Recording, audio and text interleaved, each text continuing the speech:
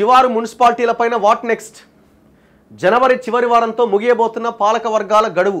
అంటే హైదరాబాద్ శివారు మున్సిపాలిటీలు ఉన్నాయి కదా, ఇట్లా ఈ మున్సిపాలిటీల పరిస్థితి ఏంది? ఎందుకంటే వీళ్ళు జిహెచ్ఎంసీ పరిధిని విస్తరించాలి, ఓఆర్ఆర్ లోపల మొత్తాన్ని హైదరాబాద్ కింద పరిగణించాలంటే కోర్ ఏరియా కింద పరిగణించాలనేది ఒక ఆలోచన చేస్తున్నట్టున్నారు కదా. ఇప్పుడు ఈ జిహెచ్ఎంసీ ఎలక్షన్స్ కూడా ఇంకొక 1.5 year ఉందనుకుంటా, నేను అనుకోవడం 1 year 4 months అట్లా ఉండొచ్చేమో. 2024 అది, 25 డిసెంబర్కి యాక్చువల్గా ఎలక్షన్స్ జరగాల. కానీ కేసీఆర్ గతంలో డిసెంబర్లో ఎలక్షన్స్ జరిగి రిజల్ట్ వచ్చినా ఫిబ్రవరిలోనూ ఏమో వాళ్ళ చేత ప్రమాణ స్వీకారం చేయించిండు. సో కాబట్టి 2026 ఫిబ్రవరి అనుకుందాం, లేదు 25 డిసెంబర్, ఎటు చూసినా కూడా ఇంకొక 1 year పైన ఉన్నది. మరి ఆ ఎలక్షన్స్తో పాటుగా జిహెచ్ఎంసీ పరిధిని విస్తరించి వీటిని కూడా కలుపుతారా, లేదు ముందుగా కానిచ్చేస్తారా, పరిధి అనే తర్వాత ఆలోచిస్తారా అన్నది చూడాలి. జనవరి చివరి వారంతో ముగియబోతున్న పాలక వర్గాల గడువు. బృహత్ జిహెచ్ఎంసీలో భాగం అవుతాయా, స్పెషల్ ఆఫీసర్ల పాలనలోకి వెళ్తాయా? 2-3 ఆప్షన్లతో అధికారుల కసరత్తు. కోర్ అర్బన్, సెమీ అర్బన్లపైన గందరగోళం. ప్రభుత్వ నిర్ణయం తర్వాతే మరింత క్లారిటీ. జిహెచ్ఎంసీ పరిధి విస్తరించబోతున్నదా? ఓఆర్ఆర్ వరకు ఒకే కార్పొరేషన్గా ఆవిర్భవించబోతున్నదా? నగరానికి 4 దిక్కులా 4 కార్పొరేషన్లు ఉనికిలోకి వస్తాయా? శివారు ప్రాంతాల్లోని మున్సిపాలిటీలు, మున్సిపల్ కార్పొరేషన్లు ఇందులో విలీనమవుతాయా? ప్రస్తుతం ఇలాంటి అనేక చర్చలు జరుగుతున్నాయి. పురపాలక శాఖ అధికారులకు ఇంకా ప్రభుత్వం నుంచి నిర్దిష్టమైన మార్గదర్శకాలు రాకపోయినా పలు ప్రతిపాదనలతో కసరత్తు చేస్తున్నారు.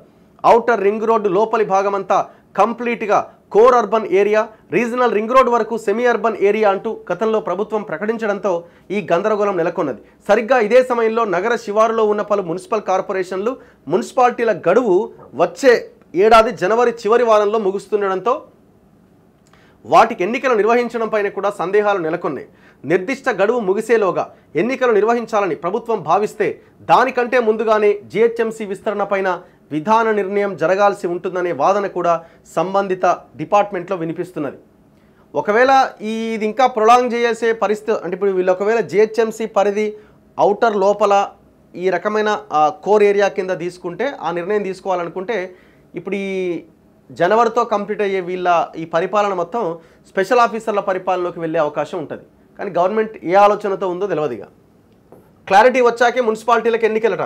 శివారు ప్రాంతాల్లో ఉన్న నిజాంపేట్, బడంగ్పేట్, మీర్పేట్, బండ్లగూడ జాగీర్, బోడుప్పల్, పీర్జాదిగూడ, జవహర్ నగర్ తదితర పలు మున్సిపల్ కార్పొరేషన్లతో పాటు పెద్దంబర్పేట్, జల్పల్లి, తుర్కయంజాల్, మణికొండ, నార్సింగి, ఆదిబట్ల, శంకర్పల్లి, తుక్కుగూడ, దమ్మాయిగూడ, నాగారం, తూమ్కుంట, కొంపల్లి, అమీన్పూర్ తదితర మున్సిపాలిటీ ఎన్నికలపైన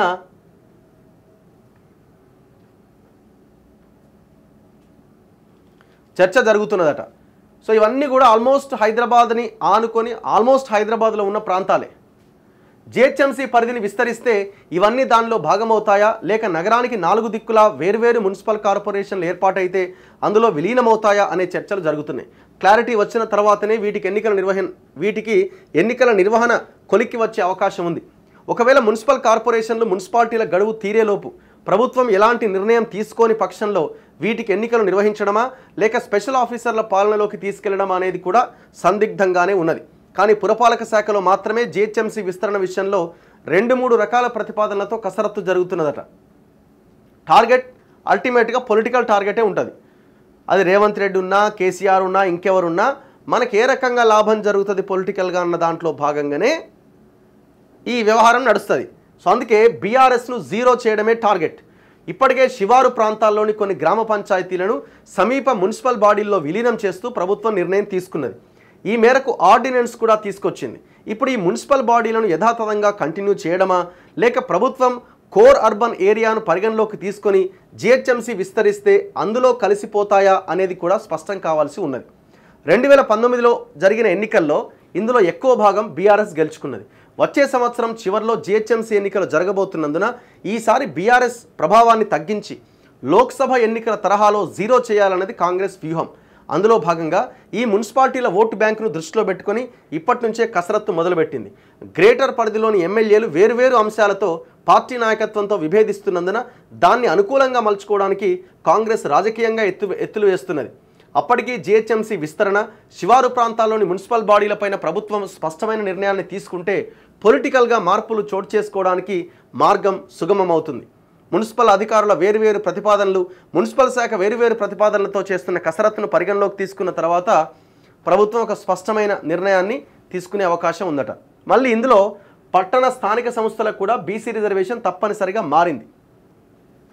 అప్పటికీ శివారు మున్సిపల్ బాడీలపైన ప్రభుత్వం నిర్ణయం తీసుకుంటే దానికి అనుగుణంగా స్థానికంగా ఉన్న పార్టీ లీడర్లకు పోటీ చేసేందుకు అవకాశాలు ఇచ్చే అంశం కూడా కొలిక్కొస్తుంది. సో ఇదంతా జరగాలంటే కొంత సమయం పట్టే అవకాశం ఉంది. మరి ప్రభుత్వం అసలు ఏ ఆలోచనతో ఉన్నదన్నది చూడాలి.